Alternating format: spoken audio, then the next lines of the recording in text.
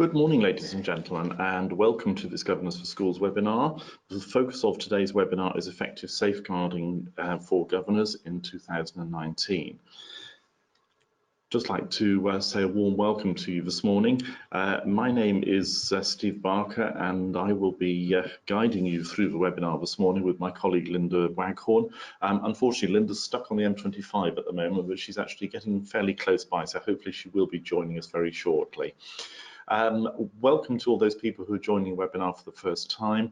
Hopefully everyone's got a dashboard in front of them that has various icons. The two probably most important ones are the question mark, which allows you, once you click on that, that allows you to type a question in, and but then as soon as you hit the send button, it appears on the dashboard in front of us. So please do ask questions as you're going through. This is your webinar, and hopefully we'll get through as many questions as we can this morning. We may not be able to attribute all of them because we're going to try and group them together. We have got quite a large number of people joining us this morning, which is fantastic, but does prove a little bit of a challenge in terms of answering every question individually. The other icon that's important, I would guess, is the little document icon. That does enable you to download a copy of the presentation this morning, and you can do that anytime during or immediately after the webinar. The aims of this morning's webinar are on the screen in front of you now, and obviously the most important thing we want to do really is to make sure there's some clarity of understanding for all of us in terms of what does effective governance oversight of safeguarding look like in 2019. There have been some changes this year in terms of keeping children safe, which is one of the most important documents, and we'll focus on a few of those. We also want to make governors aware of what their expectations ought to be in terms of the responsibilities of staff in schools. Governors, of course, are not in schools on a daily basis, but teachers and other staff are, and of course they are the eyes and ears of hopefully that culture of vigilance in schools that does ensure that children are safe. And we're also going to spend a little bit of time thinking about some of the current themes in safeguarding and how schools are perhaps responding to those rather, in order to protect children, and what should our monitoring of those things look like from a governance perspective. So as I say, this is your session, so please do ask questions as we're going along, and we'll answer as many as we possibly can. Always a good place to start off thinking about a definition, and obviously the definition of safeguarding, as you can see on the slide in front of you, is a little bit of a verbose one, but I think it is important to recognise that safeguarding itself is distinct firstly from child protection, and we'll come back to that in a few moments, but safeguarding is actually fairly broad in terms of the reach of its definition. And I think most people identify with that first bullet point on the screen there. Safeguarding is actually about protecting children from harm or maltreatment. And I think most of us, when we think about safeguarding, will probably identify with that. What a lot of people tend to overlook is the second bullet point, which is about preventing impairment to children's health or development.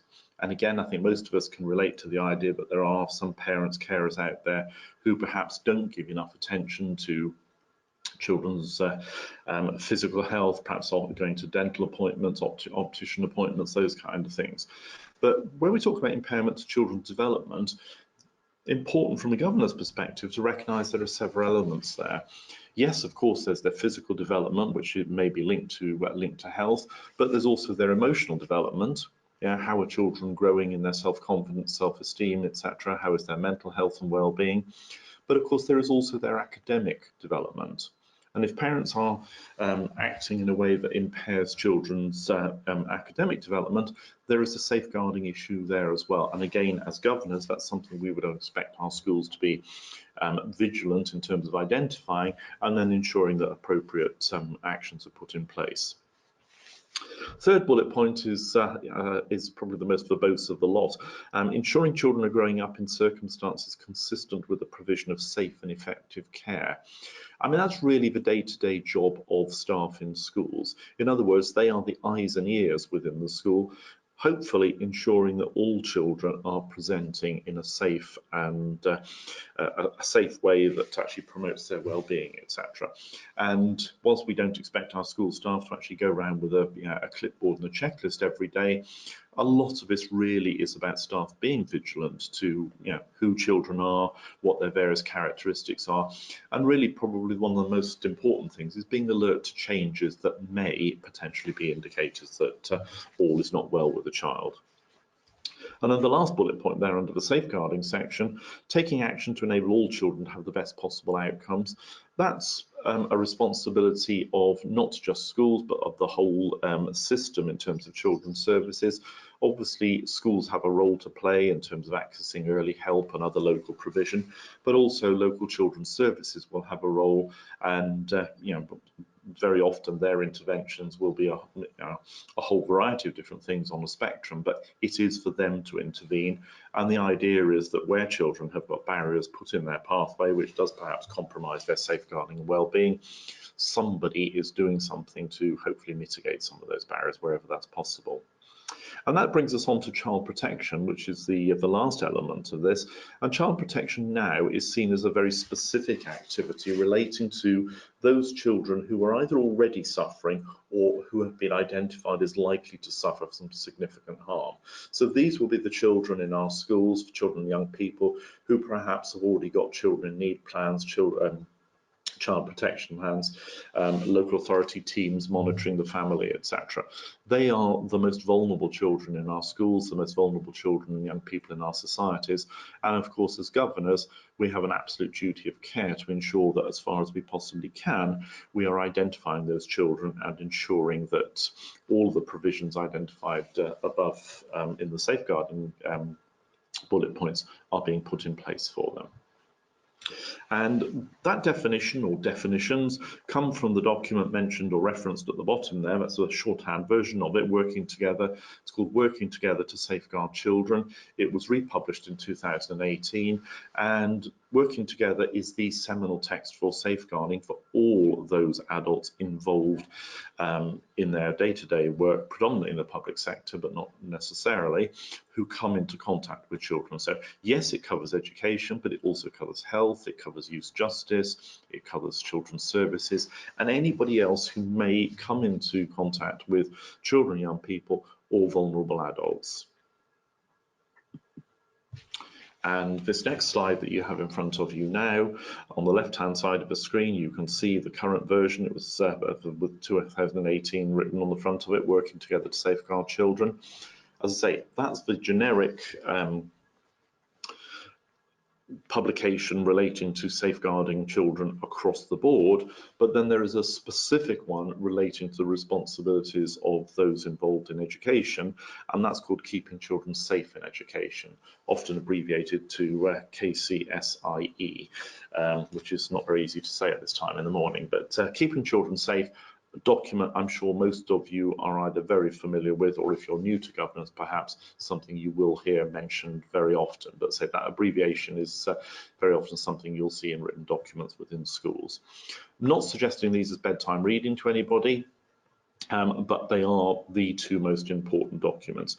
Certainly Working Together isn't something I would recommend governors necessarily have to dip into, although you would expect your designated safeguarding leads in school to certainly have their own copy of that. But I would suggest that Keeping Children Safe is an essential read for governors. Keeping Children Safe also does actually outline the responsibilities of governors, and this next slide really gives you a little bit of an overview of some of the responsibilities. This isn't an exhaustive list and is not intended to be. The bit in pink at the top underneath the line there, ensure by seeking assurance, that's something that we are very keen to stress to governors. That's what our role is on an ongoing basis. You can summarise all the laws, the requirements and the definitions of role in those 4 words. What governors do is that we ensure by seeking assurance. And specifically with regard to safeguarding, one of the most important elements that we have to seek assurance on is that All of the staff in our school, and that includes the unpaid staff, so volunteers as well, have received training that includes the new updated version of Keeping Children Safe in Education. And that was republished in September this year, so it is very new. And I can see there's a question just come through from Rosemary here. Rosemary is saying, we've been told that Keeping Children Safe Part 1 is required read for all governors. Do you know if that's the case? Great question, Rosemary. By implication it is. I'm going to come on to that in just a few moments. It's not mandatory. I think it is very sensible and it's certainly good practice. You'll see on a future slide that all staff in schools must, that is a must, that is a statutory requirement, they must be given part 1 of Keeping Children Safe, and they have to read it, and the school has to secure that they understand it, because that's the bit that outlines their responsibilities, but also gives details of the various different types of safeguarding. And again, I'm going to come on to that in a few moments as well. But for governors, there are some local authorities, some boroughs, where they have said, yes, governors must. Forgive me, I'm a little bit of a pedant. There is nothing in the law anywhere that says governors must, so I would prefer to say that governors should. Governors should means it's best practice rather than it's a legal requirement. But I don't believe any governing body would claim that it's meeting its statutory duties on safeguarding effectively if governors don't know what the content of Keeping Children Safe is. So forgive me if I'm being a bit pedantic there, but I think it's, yeah, there is a little bit of difference. It's not mandatory, but yeah, we absolutely should be doing it. And just sticking on keeping children safe there, we need to make sure as governors that induction for all new staff in our schools does include safeguarding, and of course that safeguarding would absolutely encompass keeping children safe in education. And as governors, we should be keeping a very watchful eye on what the content of school induction for new staff is, and seeking assurance from head teachers or the designated safeguarding lead, and that's the abbreviation DSL on this slide. DSL is designated safeguarding lead, that they are including the latest developments, the latest updates on safeguarding in that training. And designated safeguarding lead, also it's our responsibility as governors to ensure that they're aware of both of those documents that I showed you the shots of on the previous slide, working together and keeping children safe, and that practice in schools, in other words policies, procedures, etc., have been updated to reflect those two documents. And I can see there's a comment coming, or question coming here from Hannah. Hannah's saying, is Keeping Children Safe Part 2 mandatory? No, it's not. Same thing applies, Hannah, as my response to Rosemary. It's not mandatory, but it is very sensible because Part 2 is the section that covers all of the governor's responsibilities. So good practice would be for all governors to make sure they have looked at Part 1 and Part 2 and are familiar with the content. And this session today actually does that. It does take you through the highlights or the key points in Part 1 and also the key points in Part 2. And Angela's just put a comment on best practice guidance now that governors read part. Yeah, absolutely, it is just that, Angela. It's best practice, it's not mandatory, but we're all about better governor, we're all about best practice, and I know that governors for schools would echo that as well. Got a question here come through from Judith. If we as governors agree the school's safeguarding and child protection policy, which covers the statutory laws in keeping children safe, then surely governors must read. Yeah, as I say, I mean, governors should read it, of course they should, and I wouldn't advocate any governors actually approving policies without understanding what sits behind them. But you don't have to be an expert word for word on that policy, or sorry, on those documents rather, to ensure that the school is actually following the guidance. Okay. Let us move forward because this does actually cover a lot of the content that's actually in Part 1 of Keeping Children Safe, and this is about the role of school staff. And I think it's important that governors know this, because if you're aware of what the responsibilities of school staff are as a governor, then you have an ideal platform for thinking about how you would actually monitor whether the school is actually abiding by not just those principles but those statutory regulations. And of course the biggest responsibility on staff in schools, and again please Don't forget that when we say staff in schools, we are including all staff, paid and unpaid, so volunteers as well as teachers, teaching assistants, and everyone else that's working in the school. All of these stipulations apply to every single one of them.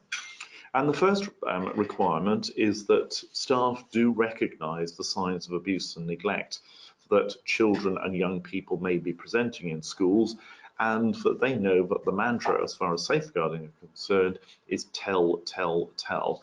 And we always say to school staff, one of the other hats I wear is I am a safeguarding trainer for school staff as well as for my role in governance. And we say to school staff, it's better to say something and be proved wrong than it is to not say something and live with the consequences of being proved right. And that's really just that recognition that our role, the role of staff, the role of governors as volunteers when we're in school, isn't to actually make accusations, it isn't to judge anybody, but it is absolutely to recognise where signs may potentially be an indication that a child is being abused or neglected. So that's absolutely crucial. Sorry, I've got a question here from Chris, and Chris is saying, can we see all the questions as they're raised? It will prevent duplicate questions. I'm sorry, Chris, I don't think there's a facility for us to do that, and there are a vast number of questions coming through this morning, so apologies, we will have to filter them, and we will select them, but as I said, what we will do is actually group them together in groups if we've got lots of them on a similar theme. Just like Linda's just joined us, so traffic on the M25 has not been that forgiving this morning, unfortunately. But welcome, Linda. Thank you. So we're still talking about the role of school staff, and obviously one of the most important things in recognising those signs of abuse and neglect is actually to know what the major types of abuse and neglect that might be presented by children and young people in school are. So if we look at these as we're showing them on the slide here, I think most of us will agree that we understand what physical abuse means. I think it's really helpful if you're a new governor not to assume that you know all of the definitions that fit under here. But in the keeping children safe in education, there's quite a good description of the whole list that fits under this, and there are some very good materials on the NSPCC website if you wanted to understand more about what fits under all of these different categories. Physical abuse is possibly the one that we are most familiar with, having had discussions about it, and it is one which for many years staff have been trained to note and to be aware of and to report on. The second one on the list, the emotional abuse, is one which is much more difficult for staff both to understand and for ourselves actually to understand what that includes, and has changed over time enormously to include more modern understanding of coercive control, of radicalisation, of the effects of online bullying. Many of these things are at the top of parents' minds when they think about how safe their children are at school. For example, the bullying aspect and how much of that goes on outside of school time, but is connected with their child's link with a class or a group of pupils. So it's important to understand that this is an area which is quite difficult often for schools to unpick and for parents to understand what more the school could do about it. So that understanding in that area is something that changes more frequently. And I think it's also worth bearing in mind on that emotional abuse that, you know, these don't sit in silos, these four different areas of abuse here. And if you've got a child or a young person who's being physically abused, who's being sexually abused or being neglected, that is going to have an impact on their emotional well-being and you know, potentially their mental health as well. So I think these are all interrelated, and there's a lot of you know, crossover between them, and I think that shouldn't be overlooked either. And I think that probably fits with these next two in terms of there is both a physical and an emotional aspect to both sexual abuse, which takes huge a hugely wide variety of formats and has large links to the ability of social media, of technology to share and promote abuse in ways that we may not have ever considered possible in the past.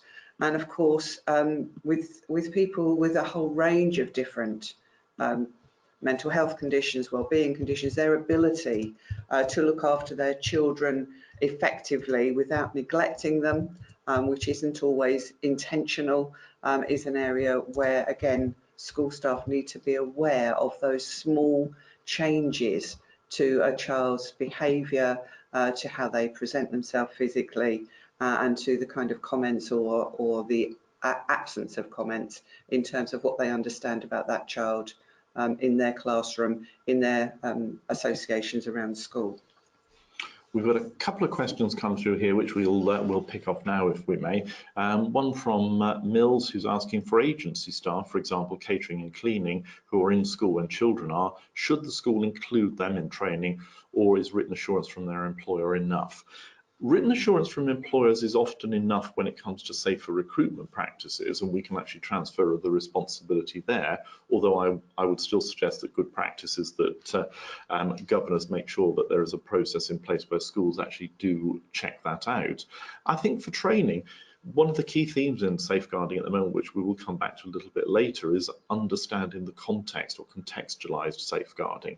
Therefore, I think it makes perfect sense, and I would suggest it's very good practice that anybody who is working with the children, the young people in your school, cleaners, contract staff, etc., all of them, if they're coming into contact with children, they ought to be part of the training in your school. Again, it's not mandatory, but it is very, very, very sensible, I would suggest. I would add to that if we're looking at best practice, then you'll have an element of training that is provided by their employer, the agency concerned, and then your own policies and procedures in your school. You'll give something to visitors to the school that will say what your school does and the expectations they have in terms of safeguarding. Is there something specifically, a short version of, or a specific version for your cleaners and agency staff that you expect them to behave on your school site appropriate to your context? We've got a question here from Rebecca. How long is it reasonable for a school to take to ensure that staff have updated training? That's not specified. It used to be, it's not anymore, but words like reasonable spring to mind. And I think we all of us have to recognise safeguarding is a dynamic process now. It is changing all the time. The threats to children and young people are changing. We'll talk about some of the current themes a little bit later in this webinar. So I think most schools would say reasonable would be at least on an annual basis, but I think head teachers, CEOs in multi-academy trusts, etc., would wanting to be seeking assurance, but staff are aware and staff are responding to what hopefully they've learned in the training. So I would want to, in my expectations, ensure that actually it was a theme in staff meetings throughout the year, as well as just that one-off, perhaps on an inset day in September. And if you think from governors, you will be receiving reports from your head teacher and senior staff in school about the context, the profile of your safeguarding risks in your school. Clearly, if there are more incidents of a particular kind, or there are more, there are greater risks around certain changes that might be being made in your school, then you would be updating staff around those issues. You wouldn't wait until next year to react to maybe the need for better training. Indeed. And we have a couple of quick questions here on emotional abuse. Do staff get trained to recognise emotional abuse? Yatin is asking. And Richard is saying, I've heard the phrase contextual safeguarding, which suggests a responsibility for safeguarding outside the school. Can you say more? Yeah, I think certainly training would be on all elements. So as far as emotional is concerned, you would absolutely expect staff to be trained to recognise the signs there. And actually all staff should be trained as to recognise, well, actually perhaps it's worth mentioning here what contextual safeguarding means. Contextual safeguarding is recognising that, yes, children and young people spend X number of hours a day in schools, 39 weeks a year roughly, but their lives actually revolve around what goes on outside of schools as well. And it's important that schools are aware of some of the other factors that can impact on a child's safeguarding and well-being. So, for example, if there are older siblings who might be involved in substance abuse, if you've got perhaps parental or carer mental health issues, if you've got special educational needs, disability in the family, a whole host of things that can actually impact on that child's well-being, then that needs to be part of that bigger picture, that context for that individual child or young person. And they involve the school working with a variety of other agencies as a team around that particular child and family. Okay, so let's move on there. This next slide is really just a very quick reminder of some of the key changes. It's not an exhaustive list, as I mentioned at the top of the session, but these are what we believe are some of the key changes that governors need to be aware of in terms of the new document, Keeping Children Safe in 2019. This is a document that's been around for probably getting on for about 7-8 years now. It's been updated 4 or 5 times. The first one, again, I'm not particularly keen on this phrase. I mean, it's a strange phrase, but it does seem to have become part of the parlance now. Upskirting, the act of using mobile phones predominantly to take photographs, upskirts, etc., received a lot of attention in the media over the last 12 months or so. It has now become a criminal offence, and schools need to be aware of that. Governors need to ensure that schools are aware of that. And paragraph 27 in the new Keeping Children Safe does actually include the reference to the criminal offence within that whole section of peer-on-peer or child-on-child, young person abuse. Linda mentioned bullying a little bit earlier. Bullying or peer-on-peer abuse can take many forms in schools, and I think we just have to ensure our schools are being very vigilant on that. And there is an educational aspect to all of these areas of safeguarding, and what might be an education aspect for a young child at the beginning of their school career, in terms of inappropriately pulling at somebody's skirt or trousers. That is an education issue, but if the child was doing that at a much later stage, we would have expected them to have understood that there were rules in place and acceptable behaviour. So there is a proportional approach here to this in terms of the phase of pupils that you have on your site, both in terms of learning and in terms of enforcing and prosecution in the severest of cases. So again, if you're a governor in a school that's got an early years foundation stage or key stage 1, staff there, as governors, we should expect that staff are trained not just to recognise what upskirting is, but maybe to be able to identify and to perhaps make children aware that it's inappropriate. Any form of touching that could, if unchecked, lead to perhaps some slightly more adventurous practice going forward. Serious violence, sadly, is on the increase, and you only have to switch on the radio or the TV or the internet to actually find out more about that on a daily basis. Increasingly, children and young people are actually being drawn into criminal gangs, networks, etc. Many people will have heard about county lines, the idea that children are being used as carriers for drugs, and very often the proceeds of drugs and other serious crime.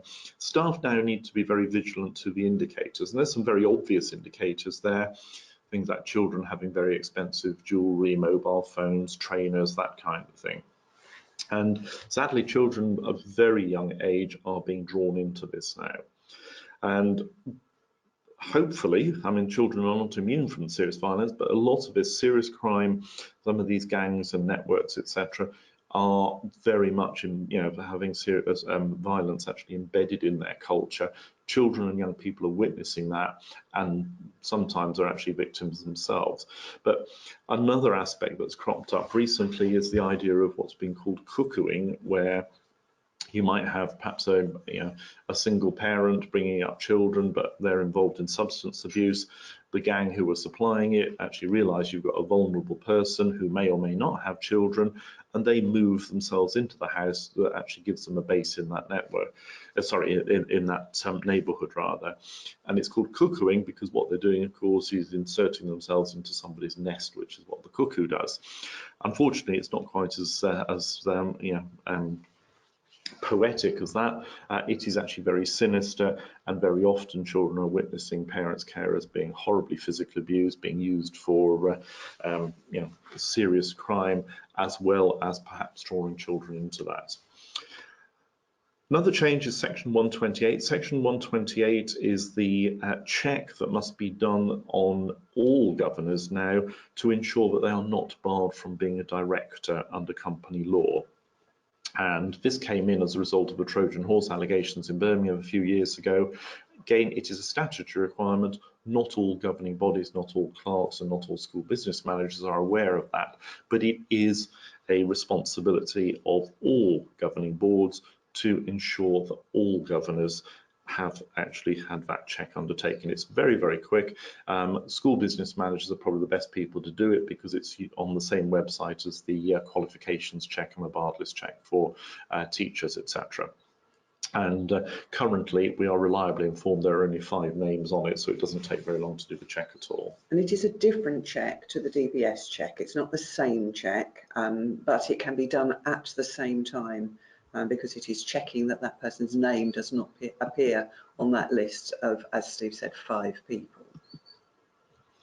And final point on that one, associate members. This is associate members of governing bodies in maintained schools.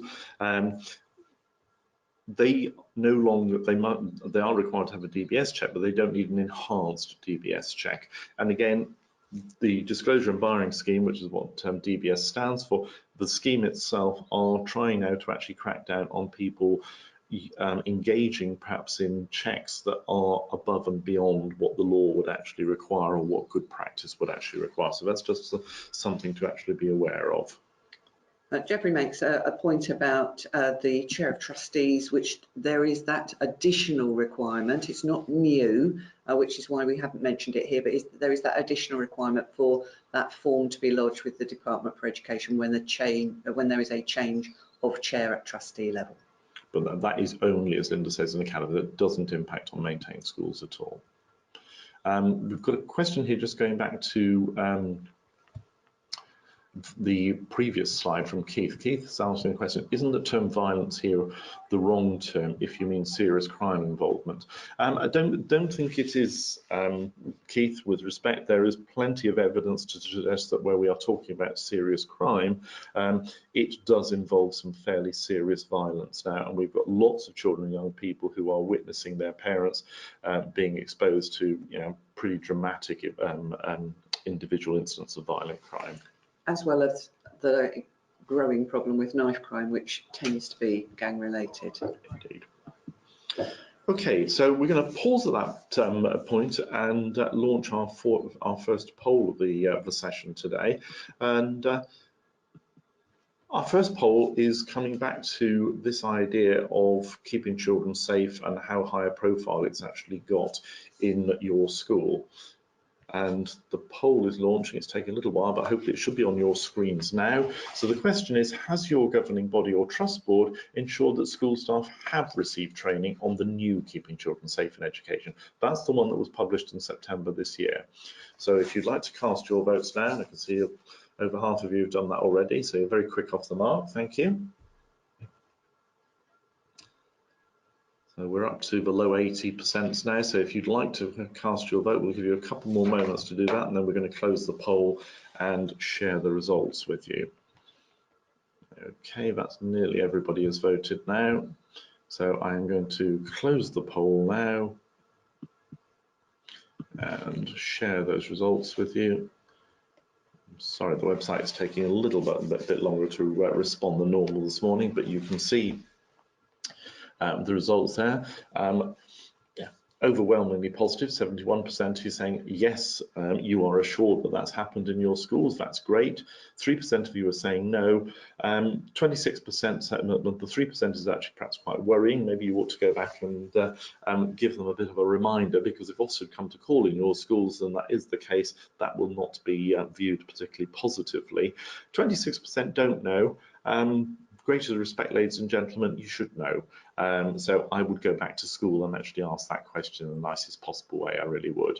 And if Steve hasn't mentioned it already, and apologies if you're hearing this for the second time, most schools will engage in some safeguarding training at the beginning of the autumn term on the inset days for staff, some of which governors have been invited to and have seen for themselves that safeguarding training has been taken out. But it is fairly standard practice for schools to engage in that training at the beginning of an academic year. So it may be that you don't know, but that it has taken place. But you do need to ask those questions. Good stuff. Okay, we'll move that slide on and go forward.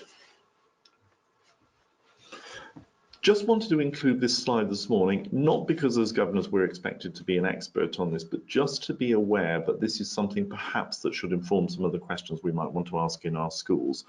Many local authorities up and down the country, many metropolitan councils, borough councils, etc., are discovering through their safeguarding practices that there are these three fairly common factors which, when they all come together, and again this is going back to the idea of contextualised safeguarding, when they are all factors impacting on what an individual child or young person's life, they can have a fairly catastrophic effect.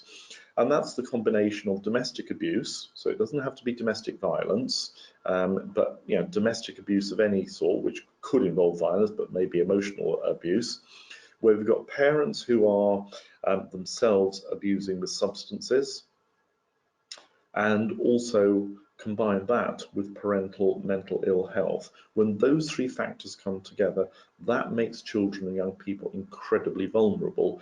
And certainly from a governor's perspective, it's not our role, and never will be, to know the names of children who might be in the middle of this rather toxic triangle that we've got here, but certainly we want to know that the school are aware, and we would want to know that if this does apply to any families in our school or in our trust, what are the school doing about it?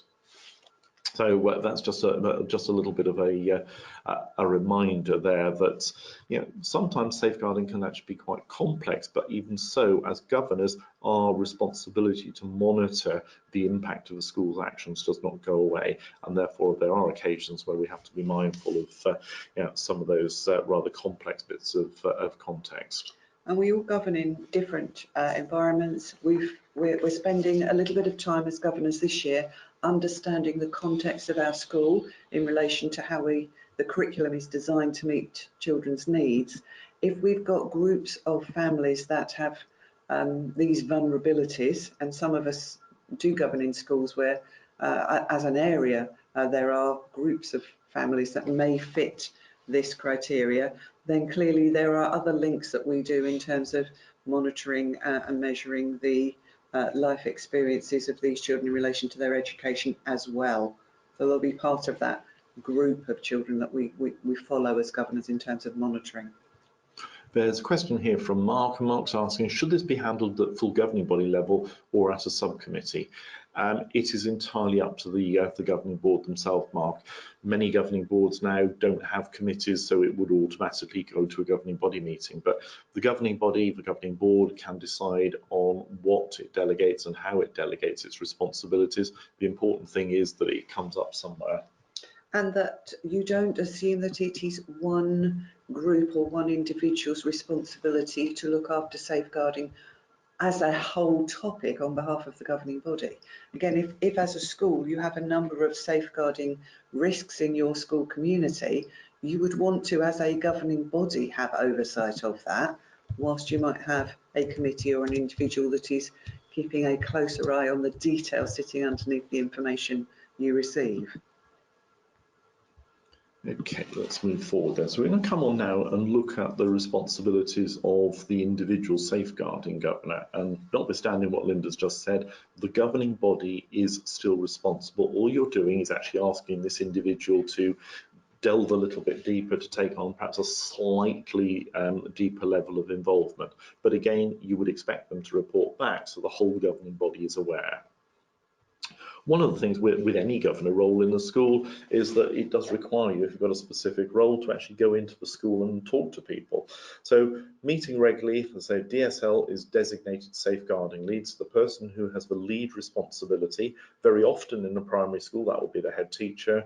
Usually in a secondary school it's not, and increasingly now in some larger primary schools it may be somebody else, but whoever holds that title, that's the person you need to meet with, and really just to get an understanding of what is the context of safeguarding in my school, in my trust. How does that change? How does that evolve over time?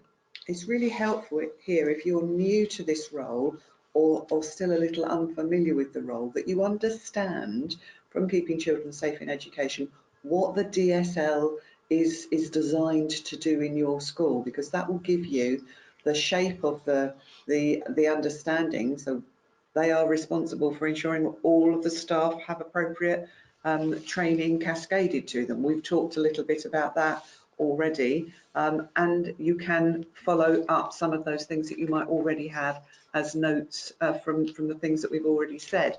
But be aware of what they do, have a basic understanding of what the governance of safeguarding looks like from that section 2 of Keeping Children Safe in Education before you launch into this work, because otherwise you'll quickly be lost in terms of your understanding. We've got several questions coming through here from quite a number of people. What does regularly mean? Regularly means whatever you want it to mean, but again, I would always put the word reasonable in this. I would expect, I personally, a chair of governors at a small 2-form entry infant school.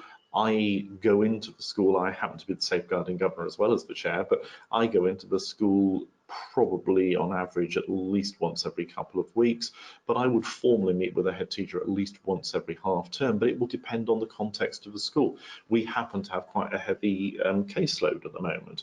And therefore, there might be a lot of things that she wants to keep me informed and aware of. If the caseload isn't so heavy, then maybe once a term is okay. I would have thought a minimum of once a term, but again, I think that's for you to actually agree locally with your head teacher or DSL or whichever they are. We've also got a question here coming from Teresa, who's saying, should the CEO of a multi-academy trust be the DSL? No hard and fast rules. Alongside a lot of their other responsibilities, I wouldn't have thought it was fairly common practice, but there's nothing to stop them doing that, Teresa. Okay, and the second bullet point there, have an effective overview of safeguarding training and development that's been undertaken. Again, the DSL has that responsibility. They are the person who should be leading on ensuring that all staff are aware of their responsibilities, all staff are aware of the school's contacts, and all staff are aware of perhaps how that is changing, how that is evolving in terms of currently present threats, etc. Jeffrey's asked a question about checking the single central record, and it's something that I've heard recently in terms of the new Ofsted and the fact that Ofsted is not saying that the single central record should be viewed by governors because of the confidentiality aspect of it. This is all about ensuring that. And so how does the governing body know that the single central record is being kept effectively, managed properly, and how can you assure without actually physically checking that it is being done in that way? Now, this, I think, needs a little bit more unpicking as we go through the new Ofsted inspection framework, and I wouldn't want to be drawn on making a comment about that too quickly. Certainly, as I recently joined the governing body of a school that went into special measures, and one of the things that the governing body was criticised was not having an effective oversight of the single central record and safeguarding in the school, despite the governor overseeing it, having substantial experience in this area.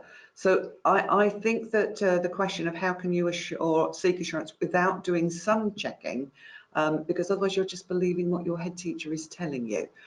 But certainly when we've got a few inspections, full inspection reports under our scrutiny, we might come back to that. But yes, caution here, don't take your eye off it, particularly if you've had a lot of new staff starting in the autumn term. That should all be updated within 2 months of all those staff starting. And I'd want to have some discussion. And I think I would add to that, don't forget Ofsted do not make the rules. Keeping children safe in education is a record of the statutory requirements. It is a statutory requirement of the school to have a single central record, and it's the responsibility of the governing body to ensure that it's an accurate and up-to-date one. Whether Ofsted check it or not is actually completely immaterial. We don't do what we do in our schools because Ofsted are coming. We do it because actually what we want to do is ensure that children are safe. Okay. Have an overview of safer recruitment. Now, we're not going to spend a lot of time talking about safer recruitment today. We do have webinars on Better Governor that actually cover that. So if you're interested, we may even talk to governors for schools about that as a focus for a potential webinar in this forum. But just to be aware that there is a whole nother subject there. We've got a couple of questions coming through in terms of safer recruitment, references ahead of interviews, etc. Don't really want to go into the detail. We haven't really got time to do that today, but as I say, we'll talk to our colleagues at Governors for Schools, and perhaps that's something we can put on as a future webinar. But certainly governors do need to ensure there's a safer recruitment policy. They do need to ensure that processes follow what that policy says and are in compliance with the law. We've got another comment from Janet here. Amanda Spielman, if you don't know, is Her Majesty's Chief Inspector at Ofsted, said quite firmly at an NJ conference that governors are not expected to check the SCR. Not expected, yeah. I think, is the golden rule there. If to seek assurance in your context, you believe that that is still in the best interest of good practice, then you are not going to get a black mark if you haven't done it, unless safeguarding isn't effective in your school. So if you believe that there are other ways of ensuring compliance, so you're checking it to see that it is both update and that it is complete. And again, with the greatest respect to Amanda Spielman, she does not make the rules. She is saying that from what I think possibly what she actually said was that Ofsted have no expectation that governors should do this. It's not for her to set the expectations on what governors do and don't do. That is absolutely not the remit of Her Majesty's Chief Inspector. If you're listening, Amanda, apologies if you think I'm being rude. So reviewing the single central record, we absolutely do believe is one of the indicators of effective governance, and I don't think Linda and I are going to change our view on that at all. And as I said at the beginning, one of the important aspects of this with any individual governor who has a responsibility is there's no point you becoming a little bit of a mini expert on this if you're not sharing your knowledge, your expertise with the rest of the governing body. So always make sure that you are feeding back to the rest of the governing body what you've learned from those regular meetings that you're engaged in with your designated safeguarding lead. Just as an aside on the single central record, when I did that, the check that I do in my school, I noted that looking at that, it wasn't actually data compliant either in terms of removing people that no longer had an association with the school. So although it wasn't a safeguarding error that I noted, it was very worthwhile in having that oversight to make other observations as well. Interesting question here, just while we're talking about the single central record. Mary's asked about, is there an up-to-date checklist for reviewing the single central record? Yes, there is. It's contained within Keeping Children Safe in Education. If you just open the document on your computer or tablet, etc., go into the search bit, you'll find it. Forgive me, I don't know the exact page reference off the top of my head, but there is a definitive list on what should be included within that. Okay, we're going to move to our second poll of the morning now, and our second poll is actually about the single central record, and I'm going to launch the poll now, so hopefully there's still a slight delay on there, but how is your governing body or trust board assured that the single central record is accurate? Now, notwithstanding any of the comments we've made about Ofsted, we'd like you to respond to that, please, if you would. And some of you have made comments in the question section about how you do this, so we're not ignoring those comments, but they'll be contained within one of these answers.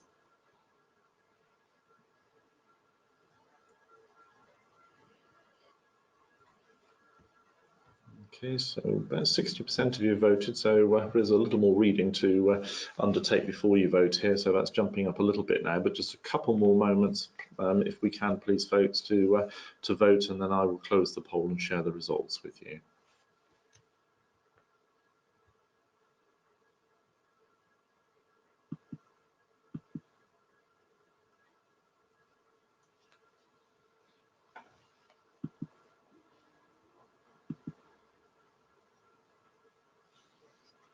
Okay, so that's virtually everybody has voted now, so I'm going to close the poll now and share those results with you. There we go. Slight variations coming through here. So we've got top answer, 53% of you is are saying that the governing body are regularly checking and safeguarding governor, I should say, is regularly checking and feeding back to governing body, and that's good. I think Linda and I would absolutely concur that that is what we would suggest is good practice from a governance perspective, irrespective, as I say, of what Ofsted may or may not be saying in individual schools at this point in time. Some of you saying the designated safeguarding lead reports to the full governing body. Again, I think that comes back to perhaps that last question that we referred to, Mary's question about the updated list. Governors need to be aware of that updated list, because even if you're not doing the check yourself as a safeguarding governor, if the DSL is doing it and reporting back, you need to be assured, we need to be assured as governors, that they recognise that everything is on that list that is. One of the other roles that I fulfil is I've actually, and Linda's done this as well, conducted safeguarding audits in schools. I was doing one in some schools back in the summer, and two of the schools in this multi-academy trust that I'd done the safeguarding audit in didn't have all of their contractor staff on the single central record. So, for example, because they were buying in catering from an outside organisation, they were buying in sports coaches to actually run some of the PPA sessions and after school clubs, they had not got them on their single central record. Now, were Ofsted to ask that question, were Ofsted to actually look at their single central record, that does not constitute a minor administrative error. That would be a failure, and that would put the school into an inadequate category. So this is a really significant point as far as we're concerned. Thank you very much. So only 7% of you, apologies, that is a bit of a trick question, that third one there. We trust the school team to keep accurate records. Yes, governance is based on trust, but it's based on trust, not on blind faith. So it's always helpful to have an indication of where is that evidence coming from and what is that evidence based. So our trust should be founded on some kind of triangulation here. And we're not saying that this is a protective function of the governing body. We are there to help the school note any practice that could be improved before it has an impact on the lives of the children and the families of our school. And so therefore these things are really helpful if, as a governor, we note them at an early stage.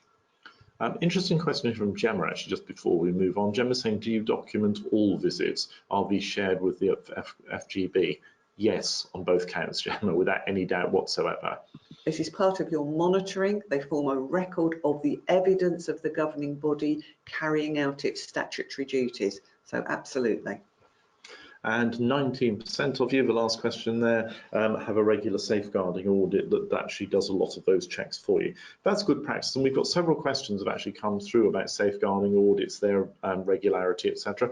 Yes, it's good practice. It's not mandatory, but it's another way of providing school leadership and also the governing body or the trust board with assurance that an independent expert, and again, you want to check that you have got somebody who's got some expertise in this, has actually looked at your safeguarding procedures and processes and is actually giving you a clean bill of health. It's not, it's not a surrogate Ofsted inspection. That's not what it's about at all. You need to ensure that you're getting somebody to do that who knows what the role of the regulations are, who knows what the rules are, and that they're checking they're in place. And this is different from the local authority. If you're in a maintained school, ensuring they have oversight of school safeguarding and requiring an audit, that's helpful too. or a MAT that has some kind of safeguarding audit that they require of all their local schools.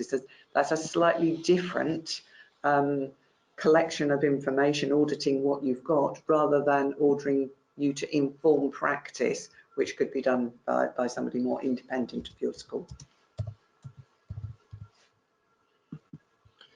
Okay, so let's close that poll down now and move back. Actually, just before we move on, we've got a couple more questions. Prize of the morning goes to Rachel, because Rachel's actually clearly got a copy of Keeping Children Safe in Education in front of her. And page 42, Rachel tells us, is where you can find that, that checklist. Thank you very much, Rachel. Your prize is on its way to you. Somebody else has got a question. Emma here is actually saying, can contracted services be on, I assume she means for single central record, without DBS, but with written confirmation? I would always say, again, there's no hard and fast rules in this, but good practice for me would always be, I want to ensure that my school has seen the DBS certificate to ensure that that person has actually been through the proper checks. I'd want a letter to confirm all other checks have been done, but most schools would have the DBS number probably on, but it's not mandatory to do that, but will probably have the DBS number on the single central record. So a belt and braces approach would say, yes, it probably is good practice. But again, as I say, I'm always one to say should rather than must in these instances where it's not mandatory. A couple of new governors have made comments about feeling rather overwhelmed with some of the information that we've shared. If you are a new governor or new to this subject, the webinar is not a complete guide to safeguarding as a governor, but we're just pointing you in the directions of some key documents, some key issues at this time of the year as regards to current regulation and circumstances. But you do need to go back to your school and be more curious about how your school does these things and what they're required to do, particularly if you've been appointed as a safeguarding governor. This is only the beginning of your understanding. And say apologies, folks, there's a lot of questions coming through on safer recruitment. I think we will leave those for another day because we've just got one more slide that we'd like to share with you before we actually move on. And that's just to come back to this idea of current themes that governors do need to be aware of, because then we need to be thinking about, are we asking the right questions back in our governing body or committee meetings? We've touched on county lines already, so I won't, because time is ebbing away rather rapidly, so I won't say any more about that, but be aware. Ask your designated safeguarding lead, have they talked to the local police, to the local social care, etc. Is county lines, the idea of children, sometimes very young children, being used to transport drugs or the proceeds from drugs trade in and out of your area? Because if there is, that's making children incredibly vulnerable. The threat of radicalisation linked to the prevent duty, that does not go away. This is absolutely a vital part of safeguarding in many, many parts of the country at the moment. But be aware, the media would possibly have us believe that the big threat comes from perhaps pro-jihadi Islamist groups, etc. In a lot of parts of the country, extreme right-wing organisations pose the biggest threat to radicalisation of vulnerable groups right now. So again, coming back to context, know the context of your school, know that your designated safeguarding lead is having appropriate conversations with your local community police, etc., so that they're on top of this situation. And vulnerable children often include those children on the outside of friendship groups who find it difficult to belong for a variety of reasons, and they are more vulnerable of being persuaded to do things that they might not otherwise have done because they want to be accepted and part of a group. Peer-on-peer sexual harassment and sexual violence, including upskirting. I think we spent a lot of time talking about that earlier, so I won't say any more about that right now. We still need to be mindful that children missing from education or children missing in education is still a major concern. Lots of schools are still not following correct procedures in terms of taking children off roll when they're perhaps moving from one school to another, and I think everybody's aware of the concept of off-rolling of children now and the view that Ofsted take about that. This is actually about safeguarding, therefore. the prime concern here is if children are not in school, these are unlikely to be the most vulnerable children in our society. How safe are they, and are our schools doing enough to actually improve their safety and well-being? Now, we had a lot of questions as we've gone through, which we haven't ignored, we just waited for to this part. Lots of people asking about safeguarding in an online world, etc. Social media, of course, is an omnipresent threat at the moment. Online gaming particularly seems to be very often in the headlines right now. Yes, as governors, we need to be aware of that. Again, we at Better Governor have done a couple of sessions on the online world, e-safety, whatever you want to call it, and the governor's role in that. Again, this is probably one of the most rapidly changing elements of safeguarding at the moment, and it is essential that governors are up to speed with their knowledge and know what schools are doing to ensure that staff too recognise where some of those current threats are actually coming from at the moment. And that just about brings us to the end of what Linda and I wanted to say, but the opportunity is there now if you have any additional questions to actually type those up. We've got a lot of questions. Apologies if we haven't answered or acknowledged individually your question this morning, but what we will do is we'll get the list of all of the questions back from Governors for Schools, and we'll respond individually to those that we don't believe that we have actually had the opportunity to answer this morning. I think having reading down the questions individually as they've come in, I think we have grouped most of them in some way. Some of you are sharing your own practice. Some of you are asking very specific questions about safeguarding in your school, which wouldn't be appropriate for us to answer online in a webinar such as this. But you should take any concerns, particularly around risks or around ways in which your school is handling that, first back to your school through your designated safeguarding lead, and then if you still have concerns, this is an area of whistleblowing where if you believe that an individual pupil or member of staff even is at an immediate risk of danger, then there is a whistleblowing part of this aspect that you should follow. So we are making sure that we have both an oversight of the school's approach to the whole school community, but if we are at all concerned about individual risk, then we need to report that on. Okay, we've got a couple of extra questions here, or comments rather. Pam has actually made an interesting one. There's a lot of criticism of the prevent agenda and some suggestions that schools are being overcautious in reporting the latter. How should governors approach this / seek assurance? I know there have been a couple of things in the press, and I think there was somebody, probably the most famous sort of Daily Mail-esque example was a child saying they lived in a terrorist house when they meant they lived in a terraced house. Now, I think we shouldn't be sort of blown off course by things like that.